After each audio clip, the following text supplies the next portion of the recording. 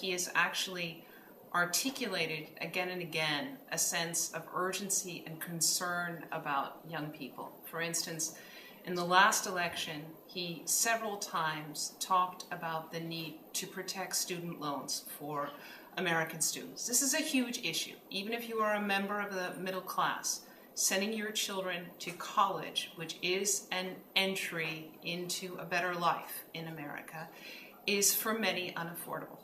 And that kind of concern, I think, is something that young people really respond to.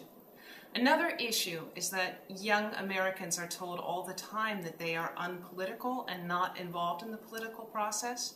I think Obama directly counteracted that with the use of social media, with putting that really important seminal speech of his, the Perfect Union speech about race from March 2008 on YouTube, and recognizing the power of YouTube to speak to people.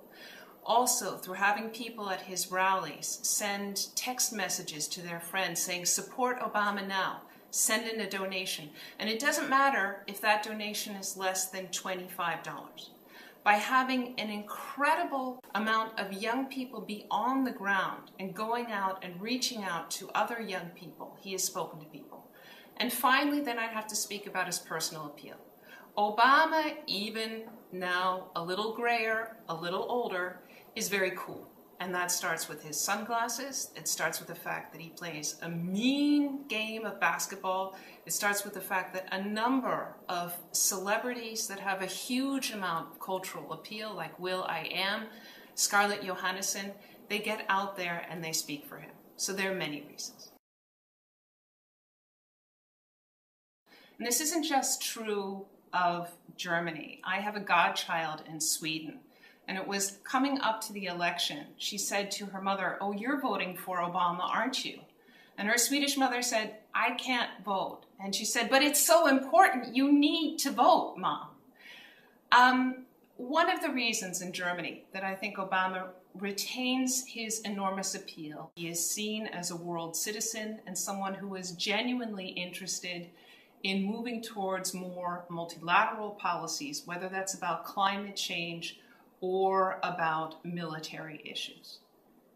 Second of all, I believe that Germany is less extreme and less polarized in its political climate than the United States is.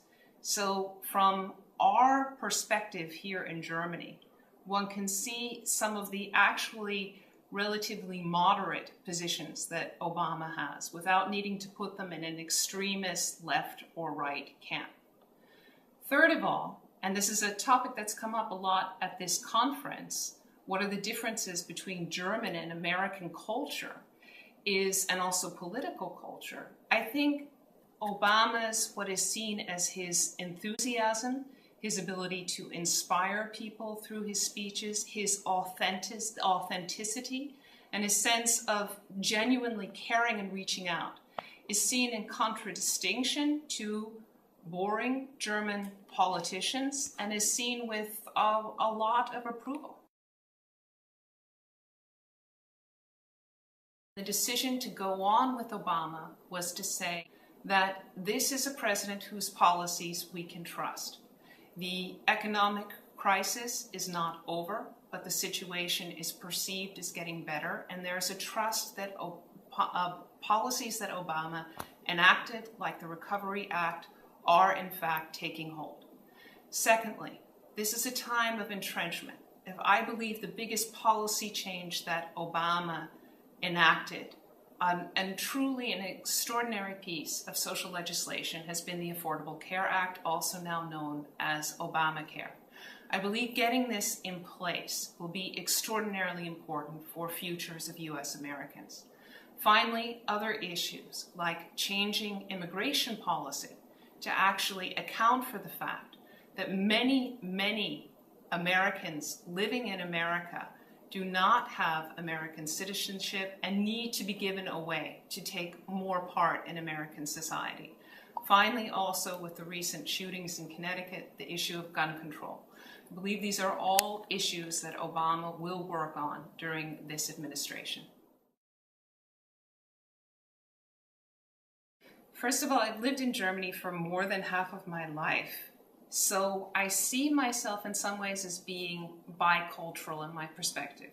What I believe happens, and this is not just my own story, but it's the story of anyone who has lived in another culture and in another language for a long time, is that you realize that nothing is right only just one way. Put the things that you grew up with, that you thought of as selbstverständlich, they are always this way, into brackets and say, maybe it's not quite as right as it seems. There are many aspects of German culture and politics that I profit from enormously. Our social net, it helps the students in my university to go to school and to be in my classes.